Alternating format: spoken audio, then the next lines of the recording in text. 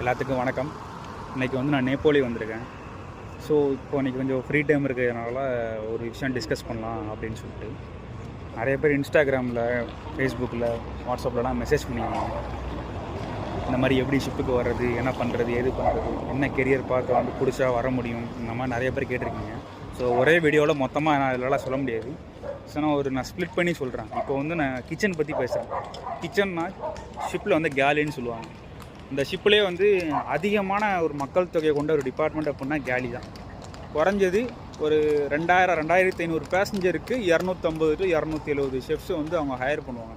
Cooks higher பண்ணுவாங்க. Chef ரொம்ப கம்மியாக இருக்கும். ஸோ இதுதான் வந்து கேலியோட செக்டரு.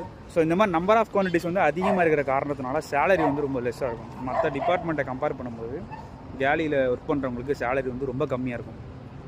ரொம்ப கம்மிங்கிறது இந்தியாவை கம்பேர் பண்ணும்போது ரொம்ப ஜாஸ்தியாக இருந்தால் கூட இங்கே நம்ம ஷிப்பில் கம்பேர் பண்ணும்போது கிச்சனோட சேலரி ரொம்ப கம்மி தான். எக்ஸ்பீரியன்ஸ்னு பார்த்தீங்கன்னா நீங்கள் எந்த போஸ்டிங்னாலும் அப்ளை பண்ணலாம்.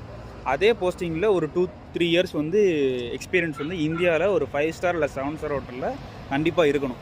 நிறைய பேர் எக்ஸ்பீரியன்ஸை ஃபேக் பண்ணிலாம் வராங்க. ஆனால் அப்படிலாம் வந்தவங்க நிலமை வந்து ரொம்ப பரிதாபமாக இருக்கும். 33 வயசு 40 வயசுலாம் இருக்கும். வேறு ஏதோ ஒரு செக்ஷனில் எங்கேயோ வேலை பார்த்துருப்பாங்க. வயசு எக்ஸ்பீரியன்ஸ் இருக்கும்.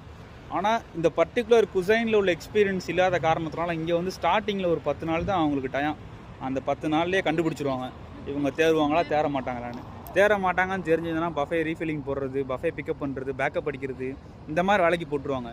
நீ நிறைய பேர் வரவங்க நிறைய பேர் வந்து குக் பண்ணுறதே கிடையாது. அவங்க குக் பண்ணுற சான்ஸே கிடைக்காது. ஏன் அப்படின்னு கேட்டிங்கன்னா இந்த காரணத்தினால தான். கான்டினென்டல் யூரோப்பியன் குசைன்ஸு இந்த மாதிரி நல்ல குசைன்ஸில் நல்ல ஹோட்டலில் ஒர்க் பண்ணி பேசிக் ஒரு 11 கோர்ஸ் மெனு இல்லைனா வந்துட்டு ஒரு இந்த ஃப்ரெஞ்ச் கிளாசிக்கல் மெனு எவ்வளோ மெனுஸ் இருக்குது அதில் எக்ஸ்பீரியன்ஸு இல்லைனா ஒரு ஸ்பெஷாலிட்டி கிச்சனில் ஒர்க் பண்ணியோ இந்த மாதிரி எக்ஸ்பீரியன்ஸ் பண்ணியிருந்தால் இங்கே வந்து அந்த எக்ஸ்பீரியன்ஸ் வந்து நம்மளுக்கு கை கொடுக்கும். அப்போ நம்மளை கொஞ்சம் புஷ் பண்ணி ஒரு ப்ரொமோஷனுக்கோ இல்லை ஒரு போஸ்டிங்க்கோ வந்து தள்ளுவாங்க. இதான் வந்து கேலியோட செக்டரு.